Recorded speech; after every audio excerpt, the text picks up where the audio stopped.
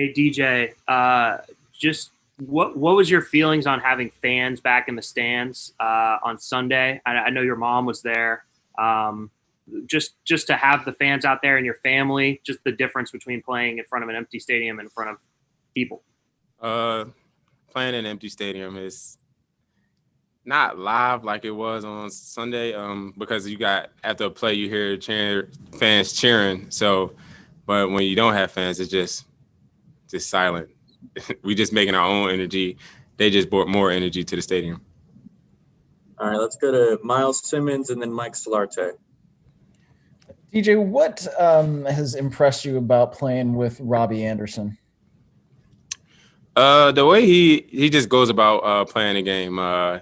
He came in, he doesn't really talk, but he talks to understand what's going on around him and understanding who he has in his room and how he fits in. So just getting to know him, he's a good guy, good player, and just happy to see him just balling out along with the group. Hey, DJ, Mike Solarte, Spectrum News 1. I know that you knew about Teddy before, his play in other teams and coming through the league. Now that you played alongside him for 4 games, what's your assessment of him? Is he better than you thought he was? I mean, obviously he's playing well, but is he the kind of leader that maybe this offense needed to have the success you guys are having early on? I mean, he just stayed the course. Whether he had, I know he had the bad injury before, but he always bounced back. Just like now, we had the 2 lost games. He just stayed level-headed and brought everybody together and just said we was going to go on a run. So we just followed his lead week by week, one game at a time. All right, let's go to Sharon Thorsland and then Nick Carboni. Yeah, this is kind of weird. Hey, when you look at the Falcons defensively, I know they've had a lot of injuries, a lot of guys out, particularly in the secondary. What do you see in them and how they're playing right now this season? And if they get some of these guys back in the secondary, how's that going to change things? Right now, just watching the film, you see a lot of rotation of guys.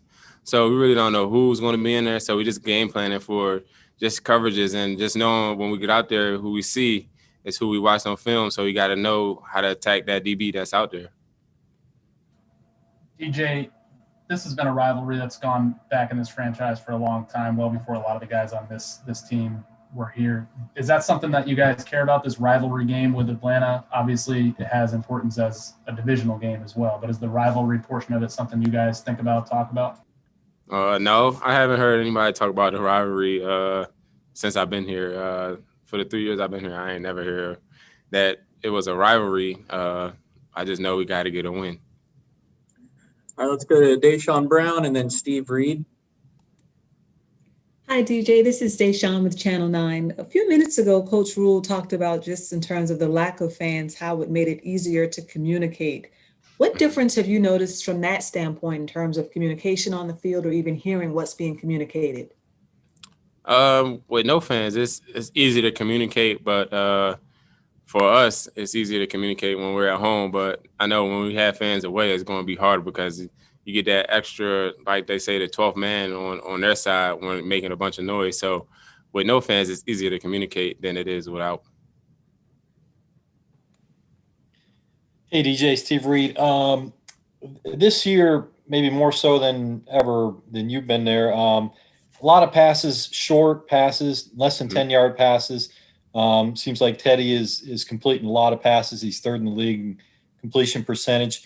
I just wonder if you could speak to that approach that you guys have had and how you feel like Teddy has done in that role of, you guys had a lot of long drives on Sunday. I mean, we just going with the flow of things with whether it's short passes that we're hitting or intermediate or deep passes, whatever is rolling with on that drive, we're just going to stick with and just try to throw in some curveballs every now and then just to keep the defense off balance. Let's go to Jonathan Alexander and then David Newton. Hey, what's up, DJ? Hope you're doing well, man. I'm wondering, has there been any talk around the locker room, about what's going on around the league? Like, for instance, like the Tennessee Titans or the New England Patriots, and I guess being extra careful at all, like recently? Not really in our locker room because we do everything possible to just stay safe within the building and outside the building. I haven't seen anybody just not care about the COVID or just not care about like health in general or the teammates and their family. So no, I haven't. Hey, DJ, David here. Wanted to ask you, you guys going into this game underdog to a team that's 0-4. How do you handle that? Is that motivation? You just worried they just may come up and give you their best effort all of a sudden? What is that like to be the underdog to an 0-4 team? I mean, you're just going to attack the weak like we always do. It really doesn't matter if you're an underdog or not. You still got to go out there and perform. So you're just going to go perform. All right, guys, we have time for 2 more. So let's go to Joe Person and then finish with Josh Klein. Hey, DJ, I have 2 quick ones. They're really not related. I apologize, but just wondering if you'd reached out to Cam at all since, his positive test. And then we all, the whole public and fans got a big charge out of Robby's, what's that bear doing thing. Is that kind of what he's like all the time, or what? Just kind of give us a little glimpse into what Robby's like off the field. I haven't spoken to Cam since he had COVID. Well, he found out he had COVID, but and Robby is just Robby. He don't care what it is. He gonna ask it. He gonna say whatever you guys say.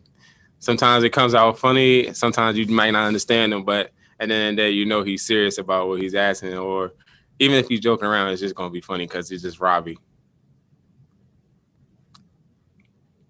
All right, thanks, Joe. Josh, you want to finish this up?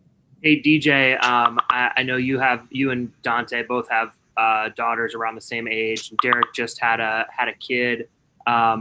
Is it kind of like having young fathers all kind of together? Do you guys like trade war stories about diapers and staying up late, anything like that? Nah, we ain't do that yet.